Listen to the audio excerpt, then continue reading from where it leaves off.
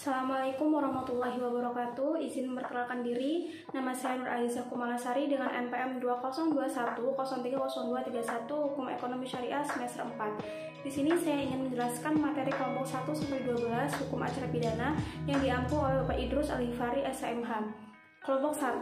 Pengertian penyelenggaraan peradilan pidana.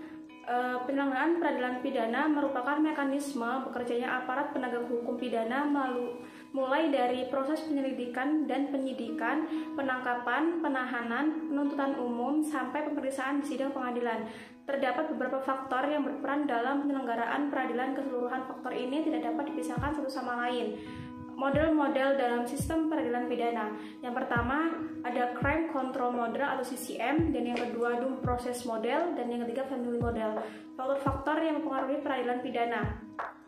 Yang pertama, faktor perkara yang terjadi adalah suatu kenyataan lembaga peradilan bukan pencipta perkara, melainkan sebagai lembaga yang bertugas menyelesaikan perkara. Yang kedua, faktor peraturan-peraturan hukum. Satu segi dari apa yang dinamakan negara berdasarkan atas hukum adalah senantiasa menyelaraskan sikap dan perilaku setiap individu dengan keinginan-keinginan yang dirumuskan oleh hukum. Yang ketiga, faktor penegak hukum. Posisi penegak hukum pada proses penyelenggaraan peradilan adalah sangat dominan karena semua input yang masuk ke dalam proses tersebut baru dapat memberi andil pada output manakala telah mendapat pengelolaan terlebih dahulu dari penegak hukum. Yang keempat, faktor fasilitas atau sarana penunjang. Penyelenggaraan peradilan pidana di tingkat peradilan nampaknya tidak sekedar membutuhkan masukan baik berupa perkara, peraturan hukum ataupun aktivitas para penegak hukum, melainkan sangat membutuhkan pula masukan-masukan lain berupa fasilitas atau sarana penunjang. Oleh karena itu, keempat faktor ini mutlak ada. Sejalan dengan itu, Kamlis dan Seidman merinci lebih luas adanya berbagai faktor yang mempengaruhi penyelenggaraan peradilan. Di antara faktor-faktor tersebut adalah yang pertama bahan-bahan atau the way in which the issue are presented, yang kedua kebijakan yang dipilih, yang ketiga ciri sosial dari pribadi hakim, dan yang keempat sosialisasi profesional hakim, yang kelima kendala keadaan, dan yang keenam kendala organisasi, yang ketujuh alternatif peraturan yang dapat dipakai. Selanjutnya kelompok 2, pengertian hukum acara pidana. Hukum acara pidana formal mengatur tentang bagaimana negara melalui alat-alatnya melaksanakan haknya untuk memidana dan menjatuhkan pidana. Perkembangan hukum acara pidana. Pelaksanaan pidana di Indonesia sebelum masa penjajahan bangsa Eropa sebagian besar dipengaruhi oleh hukum adat yang tidak tertulis. Setelah datangnya Belanda, diperkenalkan asas koordinasi, yaitu pemberlakuan undang-undang kerajaan Belanda terhadap bangsa Indonesia. Zaman Indonesia merdeka, untuk menghindari kekosongan hukum berdasarkan pasal 2 Aturan Peralihan Undang-Undang Dasar 1945, semua perundang-undangan yang ada masih berlaku selama belum diadakan yang baru. Untuk mengisi kekosongan hukum pada masa tersebut, maka diundangkanlah Undang-Undang Nomor 1 Tahun 1946 tentang berlakunya hukum pidana yang berlaku di Jawa dan Madura. Acara pidana sebelum zaman kolonial dan acara pidana pada zaman pendudukan Jepang dan sesudah proklamasi kemerdekaan. Hukum adat, segala perbuatan yang mengganggu keseimbangan tersebut merupakan pelanggaran hukum adat. Pada tiap pelanggaran hukum, para penegak hukum mencari bagaimana mengembalikan keseimbangan yang terganggu itu. Acara pidana zaman pendudukan Jepang dan sesudah proklamasi kemerdekaan. Pada zaman pendudukan Jepang, pada umumnya tidak terjadi perubahan asasi kecuali hapusnya Rat van Justiti sebagai pengadilan untuk golongan Eropa. Susunan pengadilan ini diatur dengan Osamu Serei Nomor 3 Tahun 1942 tanggal 20 September 1942. Osamu Serei ini menetapkan bahwa semua putusan pengadilan dari wilayahnya harus memakai kepala atas nama Jenderal Badan Tentara. Selanjutnya, semua badan-badan pengadilan dari pemerintah Hindia Belanda kecuali Residenti Jerit yang dihapuskan dengan Undang-Undang Nomor 4 Tahun 1942. Hukum acara pidana menurut Undang-Undang Nomor 1 DRT Tahun 1951. Adapun maksud dibentuk Undang-Undang Darurat Nomor 1 Tahun 1951 itu tidak lain adalah untuk mengadakan unifikasi susunan, kekuasaan, dan acara semua pengadilan negeri dan semua pengadilan tinggi di Indonesia. Sejarah tingkat terbentuknya hukum undang-undang hukum acara pidana. Undang-Undang Nomor 8 Tahun 81. Sebagaimana kita ketahui bersama bahwa hukum acara pidana yang berlaku saat ini adalah yang diatur di dalam Undang-Undang Nomor 8 Tahun 1981 yang ditetapkan pada tanggal 31 Desember 1981 sebagai pengganti Head Harshin Inland Reglement yang telah disesuaikan dengan budaya bangsa Indonesia. Penyelesaian dengan budaya bangsa Indonesia merupakan nilai-nilai yang berkembang atau suatu ekspresi dari jiwa bangsa Indonesia. Dengan demikian, tingkat perkembangan hukum di Indonesia sangat diwarnai tingkat peradaban atau kultural masyarakat dan kebijakan pengambilan keputusan yang ada di Indonesia. Perumusan Undang-Undang Dasar Hukum Acara Pidana. Untuk membicarakan dan merumuskan rancangan Undang-Undang Hukum Acara Pidana lebih lanjut, dibentuk tim sinkronisasi yang diberi mandat penuh oleh Sidang Gabungan Komisi 3 bersama Komisi 1 Dewan Perwakilan Rakyat Republik Indonesia. Tim sinkronisasi bersama wakil dari pemerintah mulai melakukan rapat pada tanggal 25 Mei 80 untuk membicarakan dan merumuskan rancangan Undang-Undang Hukum Acara Pidana. Setelah melakukan tugasnya kurang lebih 2 tahun, tim sinkronisasi berhasil menyelesaikan tugasnya pada tanggal 8 September tahun 81. Rancangan Undang-Undang Hukum Acara Pidana tersebut disetujui oleh Sidang Gabungan Komisi 3 bersama Komisi 1 DPR RI. Selanjutnya dari kelompok 3 yaitu tujuan dan fungsi hukum acara pidana. Dalam rangka mencari dan mendapatkan kebenaran yang demikian itu, hukum acara pidana memberikan petunjuk apa yang harus dilakukan aparat penegak hukum dan pihak-pihak atau orang lain yang terlibat di dalamnya apabila ada dugaan bahwa hukum pidana dilanggar. Oleh karena itu, secara keseluruhan fungsi acara pidana adalah sebagai berikut.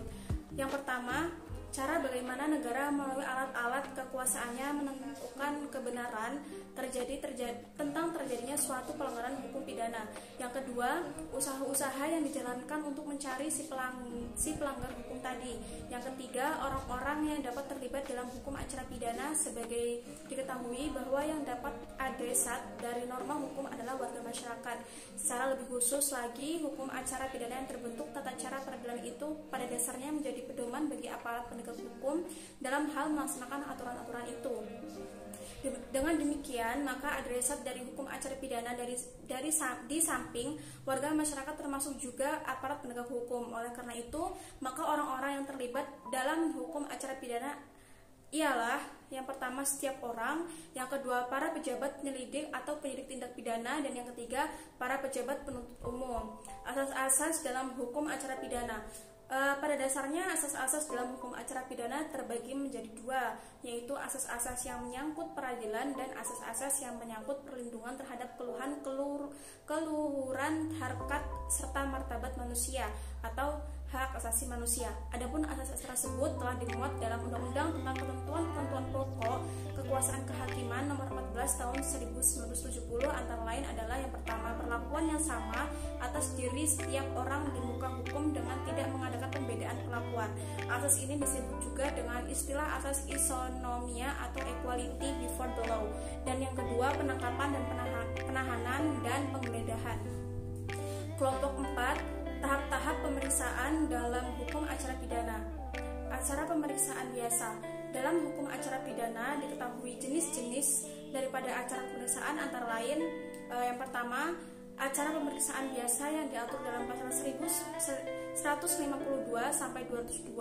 Yang kedua, acara pemeriksaan singkat yang diatur dalam pasal 202 dan 204. Acara pemeriksaan cepat yang diatur dalam pasal 205 sampai 216 yang diperinci lagi menjadi acara pemeriksaan tindak pidana ringan yang diatur dalam pasal 205 sampai 210. Selanjutnya, acara pemeriksaan perkara lalu lintas yang diatur dalam pasal 211 sampai 216. Pemeriksaan acara cepat.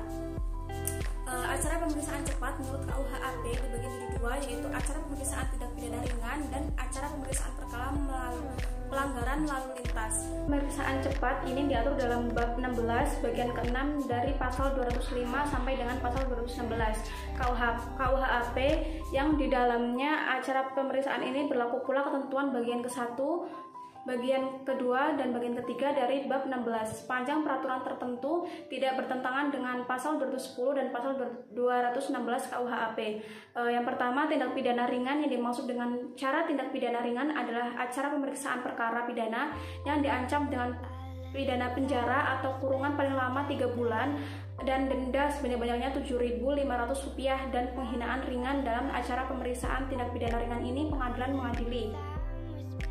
Kelompok 5, penuntutan adalah tindakan penuntut umum untuk melimpahkan perkara pidana ke pengadilan negeri yang berwenang dalam hal dan menurut cara yang diatur dalam undang-undang ini dengan permintaan supaya diperiksa dan diputuskan oleh hakim di sidang pengadilan. Dalam hal-hal untuk memperoleh putusan hakim agar terdapat seseorang dijatuhi pidana tuntutan pidana, inisiatifnya adalah pada perseorangan, yaitu pada pihak yang dirugikan. Menurut pasal 14 Kitab Undang-Undang Hukum Acara Pidana KUHAP, penuntut umum mempunyai wewenang. Yang pertama, menerima dan memeriksa berkas perkara penyelidikan dari penyidik atau pembantu penyidik. Yang kedua, mengadakan pra penuntutan apabila ada kekurangan pada penyidikan dengan memperhatikan ketentuan pasal 110 ayat 3 dan ayat 4 dengan memberi petunjuk dalam rangka menyempurnakan penyidikan dan penyidik. Yang ketiga, membuat surat dakwaan. Yang keempat, mengadakan tindakan lain dalam lingkup tugas dan tanggung jawab sebagai penuntut umum menurut undang-undang. Setelah menuntut umum menerima hasil penyidikan dari penyidik, maka harus segera mempelajari dan meneliti dalam waktu 7 hari. Wajib memberitahukan kepada penyidik apakah hasil penyidikan itu sudah lengkap atau belum. Apabila hasil dari penyidikan tersebut belum lengkap, penuntut umum mengembalikan perkara kepada penyidik sertai petunjuk tentang hal yang harus dilakukan untuk dilengkapi dan dalam waktu 14 hari sejak tanggal penerimaan berkas perkara itu kepada penuntut umum, pasal 138 KUHAP. Selanjutnya, penjelasan dari kelompok 6, yaitu pengertian kewenangan.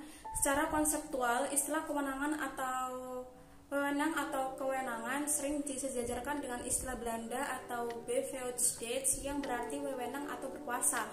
Wewenang merupakan bagian yang sangat penting dalam hukum tata pemerintah atau hukum administrasi. Wewenang pengadilan negeri untuk mengadili salah satu lingkup peradilan di bawah Mahkamah Agung. Dalam Undang-Undang Kekuasaan Kehakiman adalah lingkup peradilan umum. Undang-Undang Peradilan Umum menentukan bahwa peradilan umum adalah salah satu pelaku kekuasaan kehakiman bagi para pencari keadilan pada umumnya mengenai perkara pidana dan perdata. Selanjutnya, asas-asas tentang peradilan umum dan negeri. Yang pertama, asas peradilan dilakukan demi keadilan berdasarkan ketuhanan yang Maha Esa, dan yang kedua, asas praduga tidak bersalah, dan yang ketiga, asas peradilan cepat, sederhana, dan biaya ringan. Yang keempat, asas ingkar, dan yang kelima, asas pengadilan memeriksa perkara pidana dengan kehadiran terdakwa. Yang keenam, asas equality before the law. Yang ketujuh, asas bantuan hukum. Yang kedelapan, asas pemeriksaan hakim yang langsung dan lisan. Selanjutnya dari kelompok 7, yaitu pengertian gugatan ganti rugi. Dari segi bahasa, pengertian rugi dalam kehidupan sehari-hari dapat diartikan sebagai pengertian kerugian atas sesuatu akibat yang timbul. Ganti rugi adalah hak seseorang untuk menjadi korban dari tindak pidana yang langsung atau tidak langsung mendapatkan kerugian. Cara menuntut ganti rugi jika menjadi korban tindak pidana. Cara menuntut ganti rugi jika menjadi korban tindak pidana yang pertama adalah melalui penggabungan gugatan ganti kerugian dalam perkara pidana, yang kedua melalui gugatan perbuatan melawan hukum, dan yang ketiga melalui permohonan restitusi. Selanjutnya dari kelompok 8, yaitu pemeriksaan di sidang pengadilan. Pemeriksaan saksi, proses pemeriksaan dimulai dari penyidikan sampai pada tingkat pemeriksaan di pengadilan. Tingkat pemeriksaan maka terlebih dahulu diperiksa oleh penyidik dengan memperhatikan perlindungan saksi tanpa ancaman atau tekanan dari pihak manapun. Kemudian saksi dapat diperiksa di tempat kediaman saksi dan diperiksa tanpa sumpah. Sedangkan pada tingkat memintaan atau persidangan maka terlebih dahulu dipanggil untuk mendengar keterangannya. Selanjutnya, barang bukti. Barang-barang yang menjadi sasaran tindak pidana atau corpora delicti, barang-barang yang terjadi sebagai hasil dari tindak pidana atau corpora delicti. Dan yang selanjutnya, barang-barang yang dipergunakan untuk melakukan tindak pidana. Dan yang keempat, barang-barang yang pada umumnya dapat dipergunakan untuk memberatkan atau meringankan kesalahan terdakwa.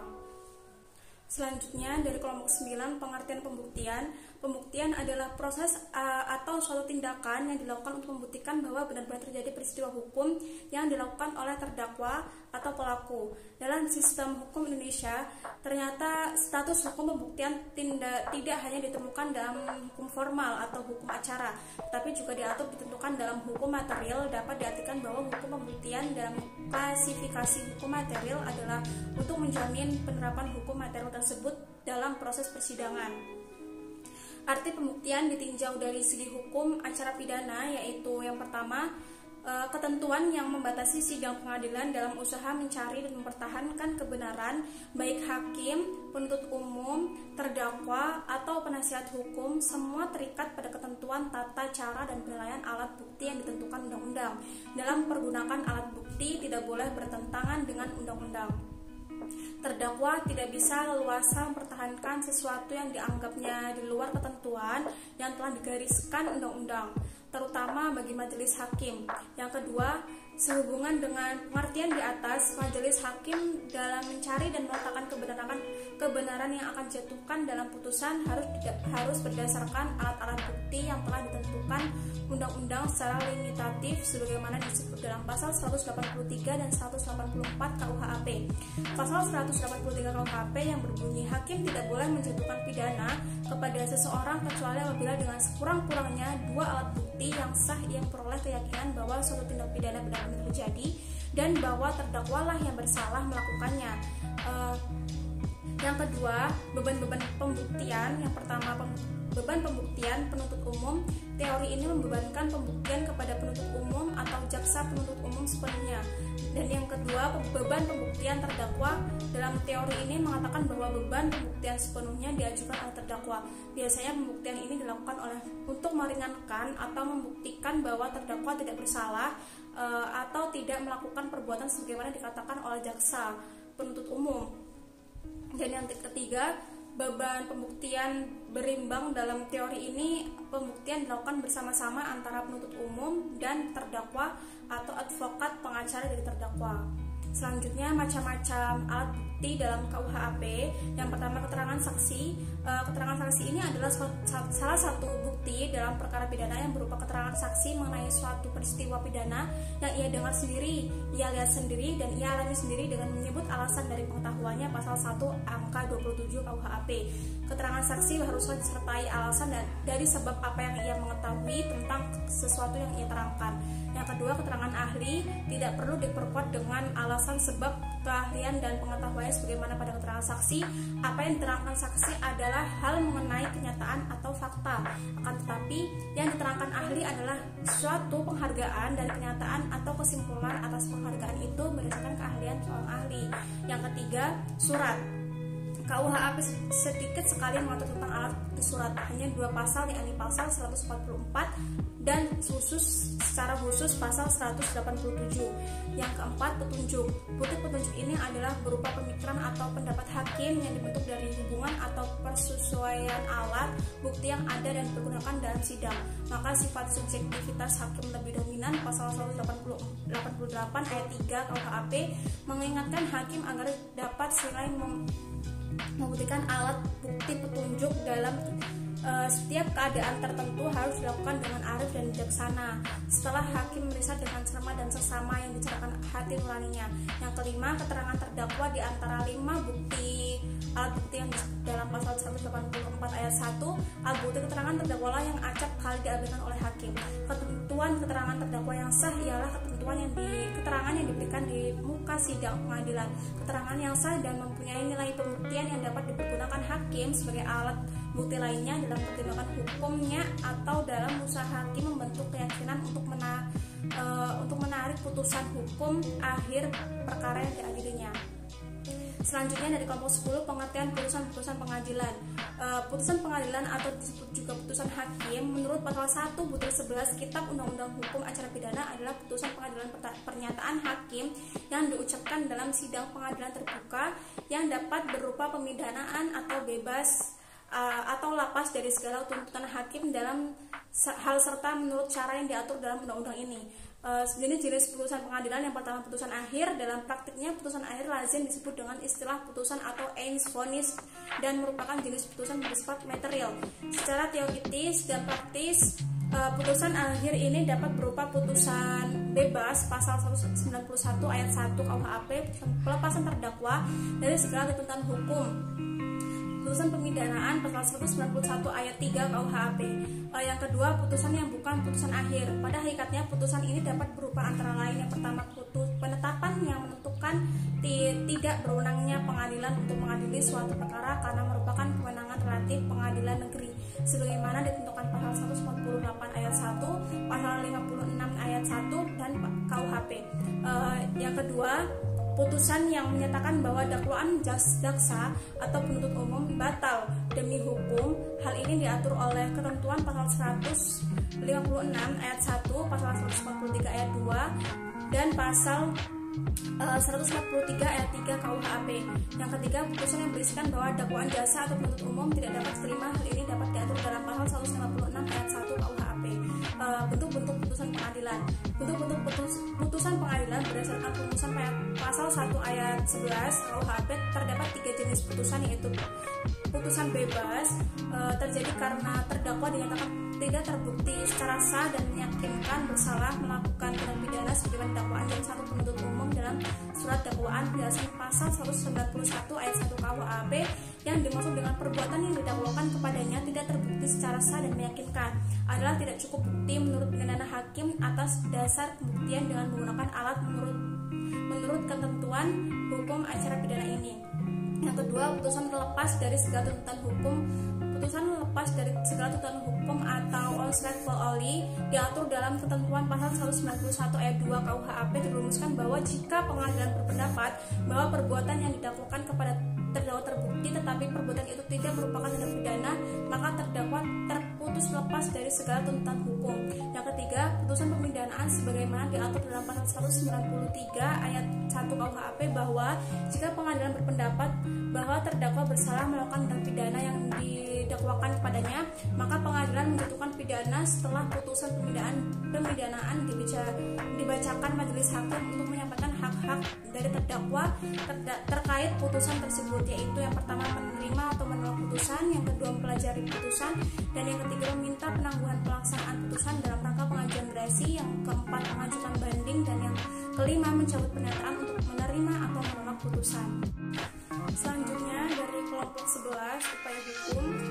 Pengertian upaya hukum sendiri merupakan upaya yang diberikan oleh undang-undang dalam hal tertentu untuk melawan putusan hakim bagi para pihak, baik itu seseorang ataupun badan hukum yang merasa tidak puas serta dianggap tidak sesuai dengan apa yang diinginkan. Dalam pelaksanaannya, upaya hukum dapat dibedakan antara upaya hukum biasa terdiri dari banding dan kasasi, dan upaya hukum luar biasa terdiri dari kasasi dan pengajuan kembali. Macam-macam upaya hukum. Upaya hukum dibedakan menjadi beberapa macam, yaitu yang pertama, upaya hukum biasa merupakan upaya hukum yang digunakan untuk putusan yang belum berkekuatan hukum tetap. Upaya ini mencakup yang pertama perlawanan farzat, suatu upaya hukum terhadap putusan di luar hadirnya tergugat atau putusan farzat. Dasar hukum farzat dapat dilihat dari pasal 129 HIR. Farzat dapat dilakukan dengan tempo atau tenggat waktu 14 hari setelah putusan farzat diberitahukan atau disampaikan kepada tergugat karena tergugat tidak hadir. Dan yang kedua, banding adalah upaya hukum yang dilakukan kepada apabila salah satu pihak tidak puas terhadap putusan pengadilan negeri. Dasar hukumnya adalah Undang-Undang Nomor 4 2004 tentang perubahan atas Undang-Undang Pokok Kekuasaan, Undang-Undang Nomor 20 1947 tentang peradilan ulangan. Permohonan banding harus diajukan kepada Panitera Peradilan Negeri yang menjatuhkan putusan pasal 7 Undang-Undang Nomor 20 1947. Yang ketiga, kasasi. Menurut pasal 29 dan 30 Undang-Undang, kasasi adalah pembatalan putusan atas penetapan pengadilan dari semua lingkungan peradilan dalam tingkat peradilan akhir. Putusan yang diajukan dalam putusan kasasi adalah putusan banding. Kewenangannya memeriksa dan mengadili perkara tidak meliputi seluruh perkara, bersifat sangat terbatas dan hanya meliputi hal-hal yang ditentukan dalam pasal 30 Undang-Undang Nomor 14 Tahun 85, yaitu terbatas sepanjang mengenai memeriksa dan memutuskan tentang tidak berwenang atau melampaui batas wewenang pengadilan tingkat bawah dalam memeriksa dan memutus suatu perkara. Yang kedua, upaya hukum luar biasa dilakukan terhadap putusan yang telah mempunyai kekuatan hukum tetap dan pada asasnya upaya hukum ini tidak menangguhkan eksekusi. Mencakup yang pertama peninjauan kembali apabila terdapat hal-hal atau keadaan-keadaan yang ditentukan dengan undang-undang terhadap putusan pengadilan yang telah berkekuatan hukum tetap dapat dimintakan peninjauan kembali kepada Mahkamah Agung dan perkara perdata dan pidana oleh pihak-pihak yang berkepentingan. Yang kedua, perlawanan pihak ketiga atau der Verzet terhadap situasi sita eksekutorial terjadi apabila dalam suatu putusan pengadilan merugikan kepentingan dari pihak ketiga, maka pihak ketiga tersebut dapat mengajukan perlawanan terhadap putusan tersebut. Dasar hukumnya adalah 378 sampai 384 RF dalam pasal 195 dalam pasal 195 6 HR. Yang ketiga, syarat-syarat peninjauan kembali. Yang pertama, apabila terdapat keadaan baru. Yang kedua, apabila dalam berbagai putusan terdapat pernyataan bahwa sesuatu telah terbukti sebagai dasar dan alasan putusan ternyata telah bertentangan satu dengan yang lain. Yang selanjutnya, apabila putusan itu dengan jelas memperlihatkan suatu kehilafan hakim atau suatu kekeliruan yang nyata. Selanjutnya, pembahasan yang terakhir yaitu kelompok 12, putusan pengadilan, pelaksanaan putusan pengadilan yang telah berkekuatan hukum tetap dalam perkara pidana merupakan bagian dari penegakan hukum pidana. Secara hukum, pelaksanaan tersebut dilakukan untuk menegak hukum yang dalam hal ini jaksa yang di bawah naungan Lembaga Kejaksaan Republik Indonesia. Adapun wewenang jaksa dalam melakukan pelaksanaan putusan pengadilan atau eksekusi diatur di berbagai peraturan perundang-undangan, yaitu yang pertama pasal 270 KUHP dan yang kedua pasal 30 ayat 3 huruf B nomor Undang-Undang Nomor 16 Tahun 2004 dan selanjutnya pasal 54 ayat 1 Undang-Undang Nomor 48 Tahun 2009. Dalam KUHP hanya terdapat 8 buah pasal saja yang mengatur tentang pelaksanaan putusan pengadilan, yaitu pasal 270 sampai dengan pasal 276. Pasal-pasal tersebut mengatur tentang yang pertama pelaksanaan putusan pengadilan oleh jaksa, pasal 270 KUHP, yang kedua pelaksanaan pidana mati atau pasal yaitu pasal 271 KUHP, yang ketiga pelaksanaan pidana berturut-turut jika terpidana jatuhi pidana sejenis berturut-turut pasal 272 KUHP, dan yang keempat pelaksanaan pidana denda dalam jangka waktu 1 bulan kecuali putusan acara pidana cepat yang harus seketika dilunasi. Pembayaran denda tersebut dapat diperpanjang paling lama 1 bulan dalam hal terdapat alasan kuat. Pasal 273 ayat 2 KUHP. Yang kelima, pengaturan barang bukti yang dirampas oleh negara. Pasal 273 ayat 3 dan 4 KUHP. Yang keenam, pelaksanaan putusan ganti rugi kepada pihak lain yang dirugikan. Pasal 274 KUHP. Dan yang ketujuh, biaya perkara yaitu pasal 275 KUHP. Yang kedelapan, pelaksanaan pidana bersyarat yaitu pasal 276 KUHP. Putusan pengadilan dapat dilaksanakan apabila putusan tersebut telah memperoleh kekuatan hukum yang tetap. Suatu putusan pengadilan dikatakan telah memperoleh kekuatan hukum yang tetap atau telah berkekuatan hukum tetap, yaitu apabila yang pertama terdakwa maupun penuntut umum telah menerima keputusan yang bersangkutan di tingkat pemeriksaan sidang pengadilan negeri atau di pemeriksaan tingkat banding di pengadilan tinggi atau di tingkat kasasi di Mahkamah Agung. Yang kedua, tenggat waktu untuk mengajukan verzet atau terhadap verstek banding atau kasasi telah lewat tanpa dipergunakan oleh yang berhak. Yang ketiga, permohonan verzet telah diajukan kemudian permohonan tidak hadir kembali pada saat hari sidang yang telah ditetapkan. Yang keempat, permohonan banding atau kasasi telah diajukan kemudian permohonan mencabut kembali permohonannya. Yang kelima, terdapat permohonan gerasi yang diajukan tanpa disertai permohonan penangguhan eksekusi. Sekian penjelasan dari saya, kurang lebihnya saya mohon ampun. Saya akhiri. Wassalamualaikum warahmatullahi wabarakatuh.